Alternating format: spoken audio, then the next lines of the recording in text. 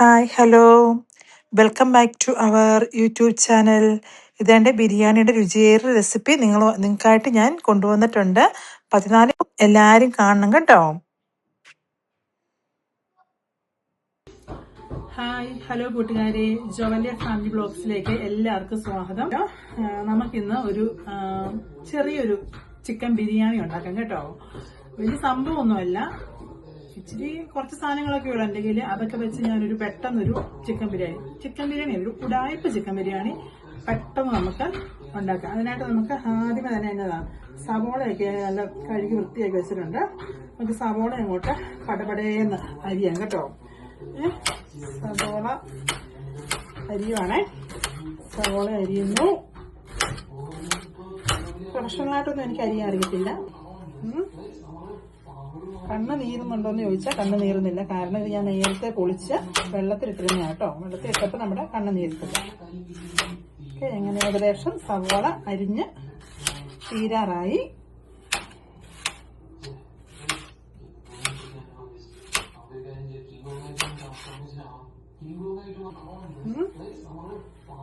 കണ്ണ് നീറുന്നുണ്ടോയെന്ന് ചോദിച്ചാൽ കണ്ണ് നീറുന്നില്ല. കാരണം ഇത് ഞാൻ നേരത്തെ പൊളിച്ച് വെള്ളത്തിലിട്ടിരുന്ന കേട്ടോ. വെള്ളത്തിലിട്ടപ്പോൾ നമ്മുടെ കണ്ണ് നീരത്തില്ല.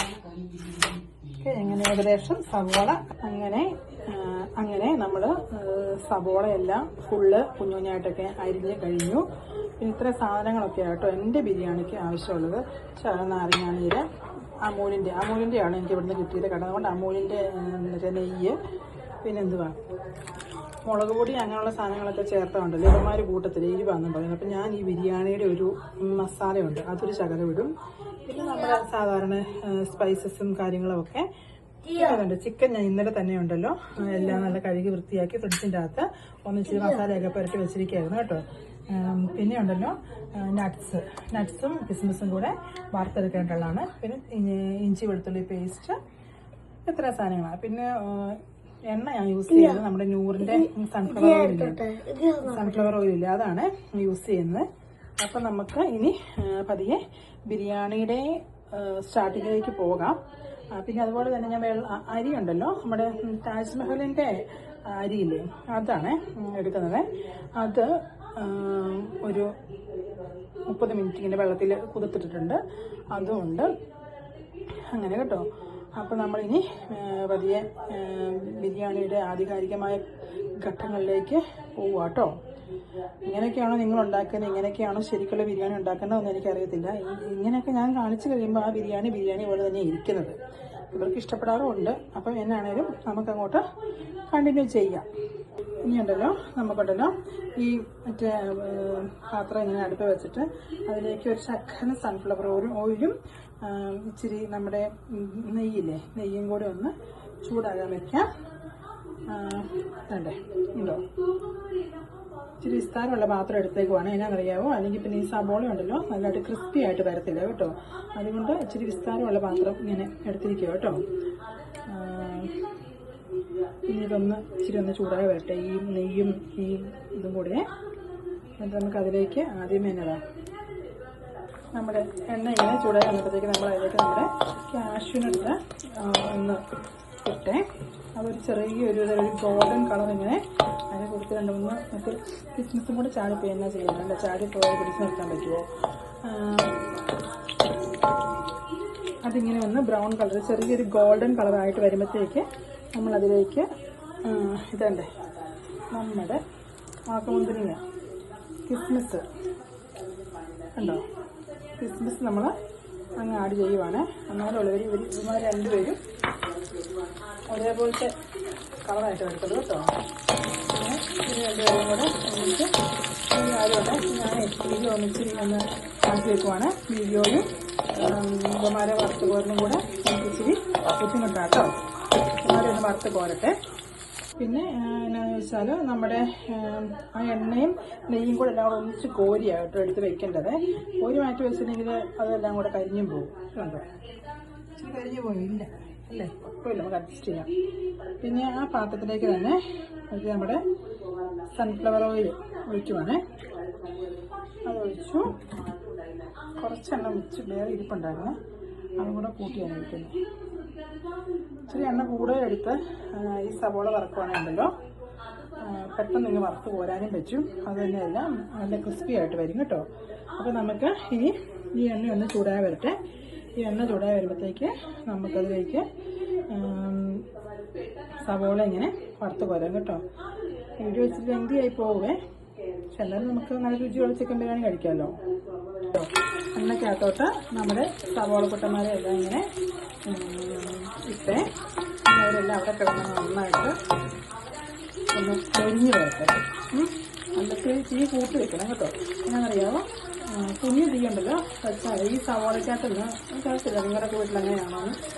എനിക്കിവിടെ എന്നാണെന്ന് പറഞ്ഞാൽ ഈ സവോളയുടെ തീ അങ്ങോട്ട് പുറത്ത് വെക്കേണ്ടത്. ഇതിൻ്റെ അകത്തുനിന്ന് എനിക്കൊരു വെള്ളമാണോ എണ്ണയാണോ എന്നാണോ അറിയട്ടെ, എന്നാണെന്നും എനിക്കൊരു സാധനം അങ്ങോട്ട് വരും കേട്ടോ. അപ്പം അതുകൊണ്ട് ഞാൻ എപ്പോഴും സവോള ഞങ്ങൾ തീ കൂട്ടി വെക്കും. അത് കഴിഞ്ഞ് ഇതിലെല്ലാം ഒരു ലെവലായി കഴിഞ്ഞിട്ടേ ഉള്ളൂ ഇതിൻ്റെ തീ കുറച്ചിട്ടുള്ളൂ കേട്ടോ. ഇനി എന്തായാലും ഇവന്മാരെവിടെ ഇരുന്ന് ഇങ്ങനെ ഒന്ന് ഫ്രൈ ആയിട്ട് വരട്ടെ. അത് മൊത്തം ഇങ്ങനെ വീഡിയോ പിടിക്കാൻ പോയാൽ നമ്മുടെ വീടെടുക്കാൻ ഒത്തിരി അങ്ങ് നീണ്ടു പോവേ. അപ്പോൾ അതുകൊണ്ട് ഇവന്മാരൊരു ബ്രൗൺ കളറിലേക്ക് ആകുമ്പോൾ നമുക്ക് തിരിച്ചിടും കേട്ടോ. ഇതുണ്ട് നമ്മുടെ സവോളയൊക്കെ ഇതായേ. ഇത്ര അയച്ചാൽ മതി. എന്നാണെന്നറിയാവോ, ഇത് ഇനി ഇതങ്ങ് കരിഞ്ഞു പോകും. അപ്പം നമ്മൾ ഇത്ര ആകുമ്പോഴത്തേക്ക് ഇതങ്ങ് കോരിയെടുത്താൽ മതി. ഇത് നിങ്ങൾ തണുത്ത് കഴിയുമ്പോൾ ഉണ്ടല്ലോ നല്ലതായിട്ട് ഇച്ചിരിയും കൂടെ ഇതായി വരും, ക്രിസ്പി ആയിട്ട് വരും കേട്ടോ. അപ്പം ഈ ഒരു കണ്ടീഷൻ ആകുമ്പോഴത്തേക്ക് ഈ ഒരു ലെവലാകുമ്പോൾ ഈ കളറൊക്കെ ആകുമ്പോഴത്തേക്ക് നമുക്കൊന്ന് അതിൻ്റെ അരിച്ചിലിൻ്റെ ആ ഒരു ഗുണം കൊണ്ടാണ് അവിടെയൊക്കെ ചിലതൊക്കെ ഇങ്ങനെ ഒരു പിങ്ക് കളറായിട്ട് കിടക്കുന്നത്. എന്നാൽ ശരി, ഓക്കെ. നമുക്കിത് ഞാൻ കോരാം കേട്ടോ. കഴിഞ്ഞ് ഞാൻ കാണിക്കാവേ. ഈ ഒരു ഇത് കോരി കഴിഞ്ഞിട്ട് ഇത് നല്ലതായിട്ട് ക്രിസ്പി ആയിട്ട് നിൽക്കുന്നത് ഞാൻ കാണാം. കിരികിലാന്ന് ഒച്ചയായിട്ട് നിൽക്കുവേ. ഇത് കണ്ടോ, ഞാൻ പറഞ്ഞില്ലേ ഇത് തണുത്ത് കഴിയുമ്പോഴത്തേക്ക് പിന്നെ നല്ല കിരികിലാന്നാവും. നിങ്ങൾക്ക് കേൾക്കാവോ കിരികില ശബ്ദം? എനിക്ക് കേൾക്കാം കേട്ടോ. നല്ല നല്ല ഇതായ നല്ല ക്രിസ്പിയായി. അപ്പം അത്ര ഇതാകുമ്പോൾ നമുക്ക് കോരിയെടുക്കാം. അപ്പം നല്ലതായിട്ട് കിടന്നുള്ളൂ. അപ്പോൾ കരിച്ചവയൊന്നും കരിഞ്ഞുച്ചവയില്ലേ അതൊന്നും വരത്തുമില്ല കേട്ടോ. അപ്പം നല്ല ക്രിസ്പി ആയിട്ടായിരിക്കും. ഇനിയുണ്ടല്ലോ നമുക്ക് എന്നാ ചെയ്യേണ്ടത്, നമുക്ക് ചിക്കൻ കറി വെക്കാമേ. അപ്പം ഇച്ചിരി ഒരു കട്ടിയുള്ളൊരു പാത്രം വേണേ. പക്ഷേ ഇതിൽ നമുക്ക് ദമ്മും ചെയ്യേണ്ടത്. അതുകൊണ്ട് ഞാൻ എൻ്റെ കയ്യിൽ ഒരു കുക്കറുണ്ട്. ആ വലിയ ഇച്ചിരി ഉള്ള കുക്കറാണ്. സാധാരണ ബിരിയാണി ഒക്കെ വെക്കുന്നത് ഇതിൻ്റെ അകത്താണ് കേട്ടോ. അപ്പം ഈ പാത്രമാണ് എടുത്തിരിക്കുന്നത് കേട്ടോ. ഈ പാത്രം എടുത്തിരിക്കുന്നത്. ഇനി നമുക്കിതിലേക്ക് നമ്മുടെ കറുവാപ്പട്ടയും കാര്യങ്ങളൊക്കെ ഇല്ലേ അതങ്ങിടാവേ. അതൊരു കുറച്ചൊരു ഇതായി കഴിയുമ്പോഴത്തേക്ക് ബാക്കിയുള്ളത് ഓരോന്നോരോന്നായിട്ട് നമുക്ക് ഇടാം കേട്ടോ. കേട്ടോ, സവോള ഇട്ടു, ഇച്ചിരി ഇഞ്ചി വെളുത്തുള്ളി പേസ്റ്റും കൂടി ഇടണേ. കറുവാപ്പട്ടയും അതുപോലെ ആദ്യം ഞാൻ ഇട്ടു. അത് കഴിഞ്ഞിട്ട് പിന്നെ സവോള ഇട്ടു. ഇനി ഇഞ്ചി വെളുത്തുള്ളി പേസ്റ്റ് ഒന്നിടണേ. ഇഞ്ചി വെളുത്തുള്ളി പേസ്റ്റും ഞാൻ ചേർത്തു. അത് കഴിഞ്ഞിട്ട് നമുക്ക് ഇതിനൊരു കട്ടിച്ചതായിട്ടൊരു സവോള വെച്ചൊന്ന് വഴന്ന് അതിൻ്റെ ഒരു എന്നാ പറയേണ്ടത് അതൊക്കെ ഒന്ന് മാറി വരുമല്ലോ. ഈ ഒരു വെള്ള പോലത്തെ ഈ കളറിൽ നിന്ന് മാറി ഒരു ചെറിയൊരു പിങ്ക് കളറിലേക്ക് വരുമല്ലോ. അന്നേരത്തിലാണ് നമ്മൾ ഇതിനകത്ത് പൊടികളൊക്കെ ചേർക്കുന്നത്. ഞാൻ അതിൻ്റെ അകത്ത് ചേർക്കുന്നത് ഒരു ബിരിയാണി മസാലയുടെ ഒരു പൊടിയാണ്. അപ്പോൾ അതാണെങ്കിൽ എരിവ് കുറവുണ്ട് കേട്ടോ. അതുകൊണ്ട് ഞാൻ അത് ചേർക്കാം. നിങ്ങൾക്ക് വേണമെങ്കിൽ മല്ലിപ്പൊടി, മഞ്ഞൾപ്പൊടി, അതുപോലെ നമ്മുടെ ഈ ബിരിയാണി മസാല എന്ന് പറയുന്നത് ചിക്കൻ മസാല, പിന്നെ ഗരം മസാല, അങ്ങനെയുള്ള സാധനങ്ങളൊക്കെ ഇത് മുളക് പൊടി എല്ലാം കൂടി ചേർക്കും. ഞാൻ മുളക് പൊടി ചേർക്കുന്നില്ല. പിന്നെ ഈ കൂടുതൽ ഇത്തിരി പച്ചമുളകും കൂടെ കഴിഞ്ഞ് എന്താണ് ഒന്നും ചെയ്യുന്നില്ല. കാരണം അങ്ങനെ ഇത്തിരി ഇതമായി കഴിക്കത്തില്ല, ഇതമായി ഒട്ടും എരി പറ്റത്തില്ല. അതുകൊണ്ട് ഞാൻ അങ്ങനെ എരിവിനുള്ള സംഭവങ്ങളൊന്നും തന്നെ ചേർക്കുന്നില്ല കേട്ടോ. അപ്പം അങ്ങനെയാണ് ഉണ്ടാക്കുന്നത്. ഇത് ഏകദേശം ആ ഒരു ഇതായേ. ഇതിലേക്ക് നമുക്കിപ്പം ഇടാം. മറ്റേ ഇതുകൊണ്ട് മസാല ഇടാതെ ഇത്തിരി ഒന്ന് കഴിഞ്ഞോട്ടെ കേട്ടോ. മസാല ഇട്ടിട്ട് ഞാൻ കാണിക്കാതെ ഇങ്ങനെ മസാല എല്ലാം ചേർത്ത് ഞാൻ ആ പറയാം. മറ്റേ നമ്മുടെ ചിക്കൻ്റെ ആ മസാലയില്ലേ, ചിക്കൻ ബിരിയാണിയുടെ ആ മസാലയില്ലേ, അത് ഒരു പാക്കറ്റ്, കുഞ്ഞൊരു പാക്കറ്റ് മാത്രമേ ഉള്ളൂ.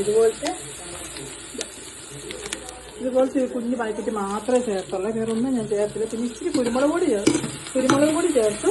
പിന്നെ മഞ്ഞൾപ്പൊടിയും ചേർത്തു. അല്ലെങ്കിൽ പിന്നെ ആകപ്പാടെ ഒരു വെള്ള കളറിൽ ഇരിക്കത്തില്ല. എന്നിട്ടും വലിയ ഒരു കറിയുടെ കളറിലേക്ക് മാറ്റും. പക്ഷെ അങ്ങനെ കറിയുടെ കളർ ഒത്തിരി ആക്കാൻ പോയതുകൊണ്ട് നന്നായി കഴിക്കത്തില്ലേ. അതുകൊണ്ട് ഞാൻ ഇങ്ങനെയാണ് കേട്ടോ വെക്കുന്നത്. ഇനിയിപ്പം ഇതൊന്ന് ഇതാവട്ടെ. ഇതിൻ്റെ ആ ഒരു പച്ചമണമില്ല, പച്ചമണം അങ്ങോട്ട് പോയി കഴിയുമ്പോഴത്തേക്ക് നമുക്കിതിലേക്ക് നമ്മൾ മറ്റേ മസാലയൊക്കെ പുരട്ടി വെച്ചിരിക്കുന്ന ചിക്കനില്ലേ അത് ആഡ് ചെയ്യാം കേട്ടോ. അത് ആഡ് ചെയ്ത് ഒരു 10 മിനിറ്റത്തേക്ക് അങ്ങ് വെക്കണം. അപ്പോഴത്തേക്ക് നമുക്ക് ബാക്കി പരിപാടിയൊക്കെ നോക്കാം.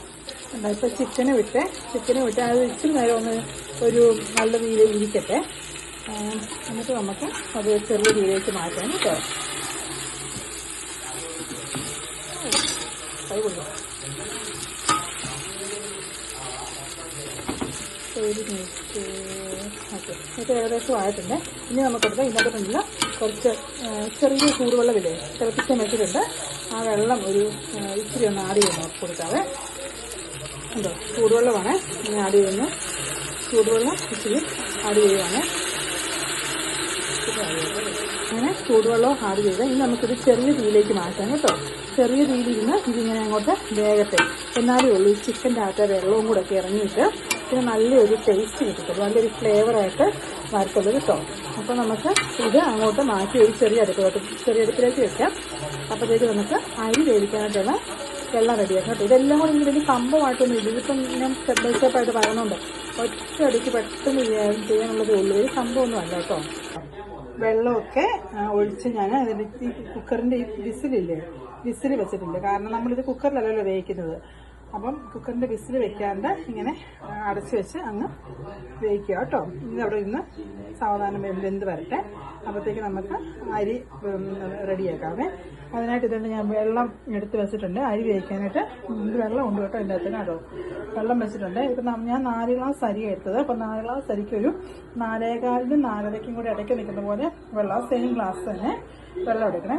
അതിലേക്ക് നമുക്ക് ഇച്ചിരി നാരങ്ങാനീരിലേക്ക് നമ്മൾ എന്നാക്കിയാണ് ചേർക്കുന്നതെന്ന് ചോദിച്ചാൽ ഒരു സ്പൂൺ നാരങ്ങാനീര്, പിന്നെ ആണെങ്കിൽ നമ്മൾ ഈ വറുത്ത് വെച്ചിരിക്കുന്ന സബോളയില്ല, സബോളയ്ക്കകത്ത് നിന്നൊരു ശകല അപ്പം നല്ല ചോറിനുണ്ടല്ലോ ഒരു നല്ലൊരു ഫ്ലേവർ കിട്ടും കേട്ടോ.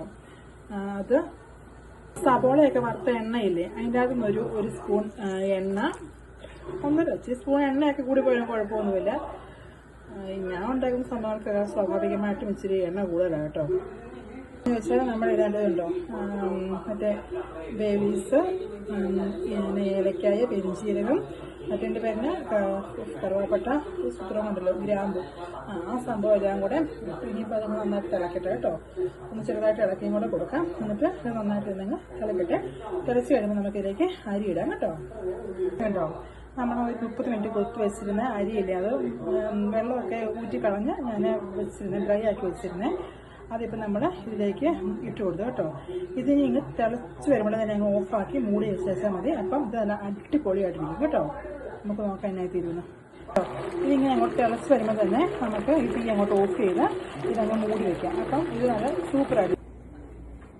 അങ്ങനെ എല്ലാം കഴിഞ്ഞു. ഇതാണ്ട് നമ്മൾ ചിക്കൻ എല്ലാ ലെയറൊക്കെ ആയിട്ട് ദമ്മൊക്കെ ഇട്ടു കഴിഞ്ഞത്. ഇതിങ്ങനെ നമ്മൾ ചെറിയ തീയിൽ ഒരു 10-15 മിനിറ്റ് ഇങ്ങനെ അങ്ങ് വെക്കുവാണ്.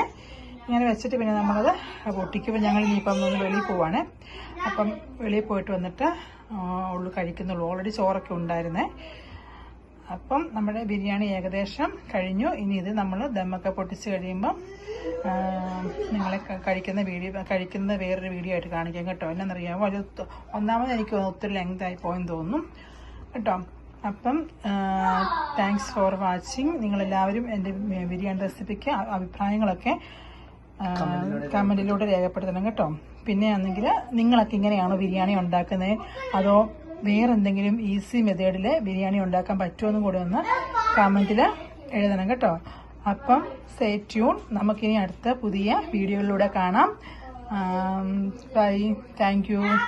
ഓക്കെ, അപ്പോൾ എല്ലാവരും ജവല്ലഫ് ഫാമിലി ബ്ലോഗ് ലൈക്ക് ചെയ്യണം, സബ്സ്ക്രൈബ് ചെയ്യണം, ഷെയർ ചെയ്യണം. മാത്രം എന്തെങ്കിലും പറയാനുണ്ടോ? എല്ലാവരും ലൈക്ക് ചെയ്യുക, സബ്സ്ക്രൈബ് ചെയ്യുക, ഷെയർ ചെയ്യുക. നിങ്ങൾ എന്തെങ്കിലും അഭിപ്രായം ഉണ്ടായത് കമന്റിലൂടെ രേഖപ്പെടുത്തുക. അപ്പോൾ എല്ലാവർക്കും ഗുഡ് ബൈ.